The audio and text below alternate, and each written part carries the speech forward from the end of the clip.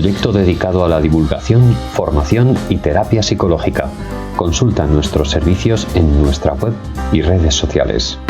Si seguimos un poco por ese caminito del curso, lo siguiente con lo que nos topamos es la competitividad asociativa y luego ya pasamos a un concepto que sí que trae mucha polémica, mucha discrepancia, que quiero que nos expliques cómo lo concibes tú y cómo lo concibe tu adversario, como has planteado ahí también un poco en los cursos, que es las representaciones. Sí, bueno, la competencia asociativa sí es un fenómeno que se puede comprobar fácilmente, que es que, claro, la vida, y además es un fenómeno que acerca al laboratorio a la vida real, ¿no? Es decir, muchas veces hay muchos experimentos, sobre todo los experimentos que la gente imagina, porque una de las cosas que habréis dado durante todo este curso es que esto del conocimiento clásico es mucho más complejo de lo que nos parecía. Es decir, si alguien tiene esa visión del conocimiento clásico, Pavlov, el perro, la salivación y punto, bueno, eso es como decir que la física es el estudio de por qué las piedras se caen por el plano inclinado, bueno, porque lo que hacía Galileo, el pobre hombre, ¿no? Es decir, la física es algo mucho más complejo, ¿no? Y incluye muchas más cosas, ¿no? Por lo mismo, el conocimiento clásico es mucho más complejo y el desarrollo que los psicólogos hemos hecho del conocimiento clásico ha sido mucho más complejo del que yo creo que el propio Pablo podía imaginar. Bueno, Pablo era un tío inteligente y seguramente imaginaba. Entonces, claro, uno de los problemas fundamentales de esto es el tema que tú decías de la representación asociativa, ¿no? Bueno, la representación asociativa implica la idea, por ponerlo de una manera muy sencilla, imaginémonos que el perro de Pavlov, que casi todo el mundo conoce culturalmente, ¿no? Es decir, un perrito al que le toca una campana y después le dan de comer. Entonces llega un momento que empieza a salivar en la campana. El tipo de pregunta que nos hacemos es, ¿cómo se representa el problema al perro? Vamos a intentar meternos en la cabeza del perro. ¿El perro cree que detrás de la campana viene la comida? Esa es una posible solución. Ha aprendido que detrás de la campana viene la comida. Pero fijaros que podría ser otra la solución, que el perro ha aprendido a salivar cuando toca la campana. Claro, esto son dos maneras distintas de abordar un problema. Fijaros que este segundo perro sabría qué es lo que tiene que hacer, pero no sabe por qué. De la misma forma que, por ejemplo, una persona puede conducir un coche sin saber para nada de mecánica, ni saber cómo funciona un coche, es decir, qué está haciendo cuando está cambiando de marcha, qué está haciendo cuando pisa el embrague, qué está haciendo cuando da la aceleración. Él no sabe que cuando está dando el acelerador un coche de gasolina está abriendo una válvula para que entre, digamos, una mezcla de aire y gasolina con mayor... No lo sabe, pero conduce el coche. Sabe hacer cómo, pero no sabe el por qué. Claro, esta pobre persona, si el coche se le ha estropeado, y sin embargo otro que sepa un poco de mecánica puede intentar reparar el coche o puede imaginarse el tipo de avería que tiene y dar esa información por teléfono mecánico para que venga con las piezas adecuadas, etc. Entonces ese es el tipo de pregunta que nos hacemos. ¿Cómo se representa el problema?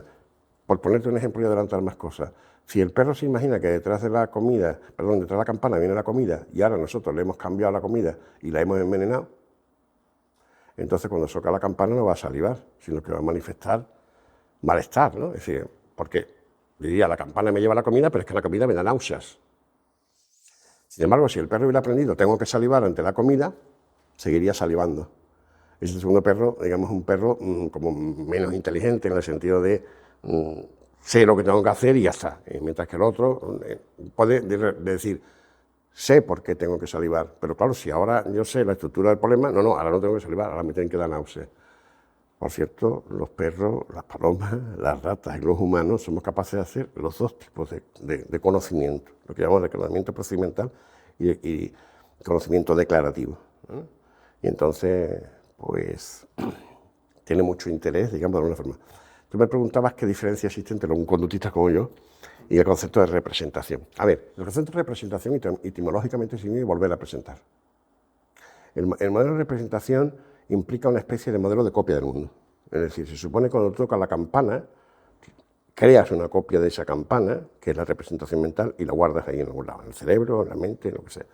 Exactamente igual con la comida, etc. Lo tienes ahí guardada, esa representación, por ejemplo, esa asociación entre la campana y la comida, la guardas ahí, de forma que cuando yo más adelante, mucho más adelante, por ejemplo, te toque la campana, vas a tirar de ella. Incluso tiene que ver con la metáfora de la memoria, que es una metáfora. Los conductistas lo que decimos es que cuidado con este tipo de ideas, ¿no? Porque son muy ingenuas y además tocan directamente con el dualismo. Es decir, probablemente no sean necesarias, ¿vale?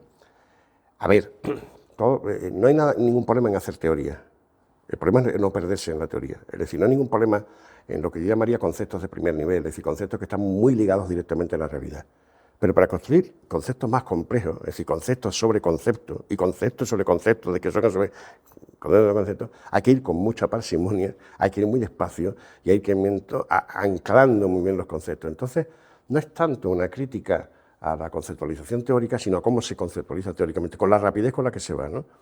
Y después hay algo que es muy importante para un conductista, que es que todo se explica atendiendo a la historia de experiencias que el sujeto ha recibido. Y hay que prestar mucha atención a cuáles han sido esas experiencias, en qué orden ha ido, qué variables se han manipulado. Muchas veces cuando se construyen conceptos teóricos lo que se hace es simplificar esa realidad, es decir, ponerle una etiqueta y punto. Y entonces se pierde muchas veces precisión con respecto a lo que es la historia. Exactamente igual que Darwin, que explica el por qué somos como somos biológicamente, en base a toda una historia de evolución. Imaginémonos que decimos, por ejemplo, algo así como, bueno, yo soy de piel blanca y tengo 2 ojos en vez de 3 y tengo 2 orejas, etcétera y tal, y veo de determinadas longitudes de onda y no otras, porque tengo ADN humano. Correcto, pero eso es decir muy poco. Claro, tendréis que explicar todo ese ADN, cómo ha vivido la evolución, etcétera. Sin embargo, una explicación evolucionista es precisamente ir y ver cómo ha evolucionado ese organismo y por qué reaccionamos a ciertos estímulos y no a otros, etcétera, dentro de una historia, analizando los ancestros, etcétera. Pues exactamente igual a lo que dice el conductismo. Lo que hoy hacemos tiene que ver con la historia que hemos recibido. Y muchas veces los modelos teóricos simplifican excesivamente con una etiqueta toda una historia compleja, meten el concepto y ya está, tengo ya la representación y tal. Entonces, a ver, no digo que no sean totalmente útiles este tipo, y por eso las explico. Yo creo que, es decir, y creo que son útiles, y creo que además heurísticamente te permite, digamos, hacerte preguntas más interesantes para nuevos experimentos. Pero creo que mucha gente se pierde en estos conceptos y avanza mezclando conceptos teóricos y acaban perdiendo el contacto con la realidad. Y acaban haciendo una psicología que no sirve para nada, más que para discusiones académicas, ¿no? Y ves congresos y congresos en los cuales están debatiendo un modelo frente a otro modelo y dentro de 2 años, cuando volvamos a hacer otro modelo, ya están discutiendo otros modelos y tal. Yo creo que han perdido el contacto con la realidad. Y una de las cosas muy importantes del conductismo es que tenemos que hacer una ciencia que nos dé herramientas para modificar la realidad, que somos psicólogos en la medida en que somos capaces de explicar la conducta compleja humana y capaces de abordarla, modificarla y cambiarla para un mayor bienestar del sujeto y de la sociedad que le rodea. Gracias por ver este vídeo, os dejamos por aquí un enlace a nuestra última formación y por aquí algunos vídeos que os pueden resultar de interés. Si estáis buscando ayuda psicológica, también podéis mirar en la descripción del vídeo donde encontraréis nuestra web y podréis solicitar asistencia terapéutica de un profesional confiable y que os ofrecerá ayuda psicológica basada en evidencia científica.